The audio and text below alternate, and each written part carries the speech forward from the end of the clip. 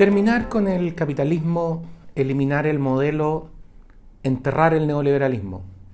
Seguramente usted ha oído, igual que yo, esta frase, alguna de ellas u otras similares que van en la misma línea en los últimos años y particularmente, muy especialmente a partir de octubre del 2019 en Chile. Intelectuales, académicos, artistas, líderes políticos e incluso altas autoridades del país han planteado esta frase o han usado frases similares para plantear que de lograrse esta suerte de objetivo, esta suerte de meta, casi por arte de magia se solucionarían todos los problemas que aquejan a este país y a todas las personas que vivimos aquí y se abriría virtualmente la puerta a una suerte de paraíso en la tierra. De esa manera, esta terminación, eliminación o entierro pasaría a ser la llave para un futuro mejor y virtualmente perfecto. Conversando hace unos días sobre este tema con una persona que se caracteriza por su rigor intelectual, me hacía notar en esta conversación que este tipo de frases tienen al menos dos problemas serios desde el punto de vista argumental. El primero es que ellas suelen transformarse o suelen utilizarse como una suerte de falacia del espantapájaro. Como usted sabe, esa falacia consiste en alterar el argumento que se quiere rebatir de manera de hacerlo más fácil de rebatir. Es decir, no discutir contra lo que se tiene que discutir, sino que discutir contra algo que es más fácil vencer. Usted se habrá dado cuenta, pero cuando se emplea este tipo de argumentos no se da una noción clara de qué es lo que se entiende precisamente por capitalismo, por modelo o por neoliberalismo, sino que más bien se utilizan estas expresiones como una suerte de caja o lugar donde se encierra o reúne, según, todos los males imaginables. Por lo tanto, como decíamos, si se elimina esto, entonces tendríamos casi un mundo perfecto. De esta manera, según cuál sea la figura que se emplee, el capitalismo, el modelo o el neoliberalismo pasan a ser la causa de todos los males conocidos, desde la delincuencia hasta los problemas de medio ambiente, desde los problemas en la salud o en la educación, etc. Todo se explica por esta suerte de clave fundamental que no se define, que no se precisa, pero que permite hacer esta argumentación más simple. Puestas así las cosas, si nos preguntaran si queremos eliminar esta suerte de base de todo lo malo, por cierto, que todos vamos a decir que sí. El problema es que no se trata de eso, de lo que se está hablando. El segundo defecto o el segundo punto que me planteaba esta persona a partir de, insisto, el rigor intelectual, tenía que ver con esta suerte de idea de que si terminamos, eliminamos o enterramos algo, naturalmente uno diría, bueno, pero ¿qué es lo que queda en su lugar?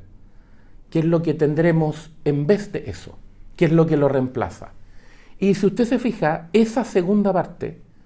¿qué es lo que ofrezco en cambio?, es lo que quienes plantean estos argumentos suelen no explicar ni explicitar. Así, lo que tenemos es una suerte de comparación entre la reunión o la suma de todos los males con un mundo perfecto, pero que no se nos define en detalle, simplemente se nos dice, no, ahí estará todo resuelto, pero al momento de preguntar por un ejemplo concreto, por un caso real en que se haya logrado esta vida o este orden alternativo, no se nos da ningún ejemplo. Ahí tiene usted, por ejemplo, casos de posiciones colectivistas, comunitaristas, de ese tipo que siguen diciendo, vamos a plantear algo distinto. Pero cuando se les pregunta bien cuál es el ejemplo concreto, en qué lugar existe ese modelo distinto o alternativo que funcione efectivamente, la respuesta tiende a ser, no, es que todavía no se ha podido. Por lo tanto, no se hacen cargo de ninguna construcción efectiva con la cual se pueda comparar aquello que se critica, si es que se critica efectivamente algo específico y no esta construcción genérica. Alguien dijo una vez que uno de los grandes éxitos, por decirlo de esa perspectiva, de los planteamientos de carácter socialista o colectivista, y particularmente aquellos inspirados en las tesis marxistas es no hacerse cargo de los ejemplos concretos de la aplicación de esas tesis o de esas reglas a la vida de la sociedad. Usted estará de acuerdo conmigo que no se ve prácticamente a los voceros o a quienes asumen la defensa de las tesis marxistas defender, por tanto, como lo que nos ofrecen las realidades de esos experimentos llevados a la práctica.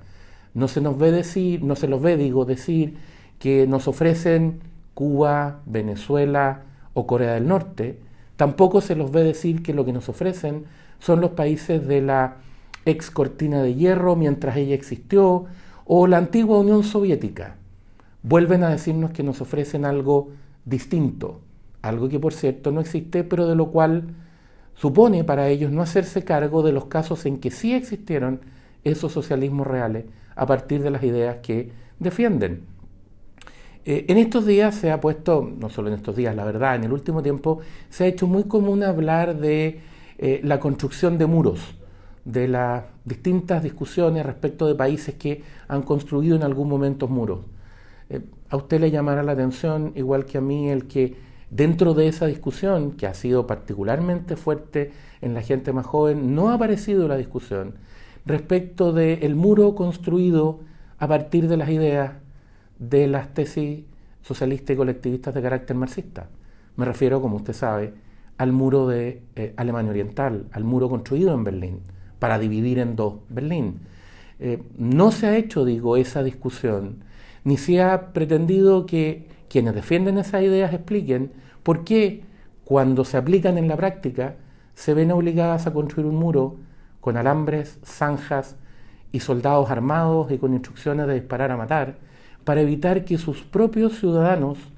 corran hacia la alternativa, aunque pueda parecer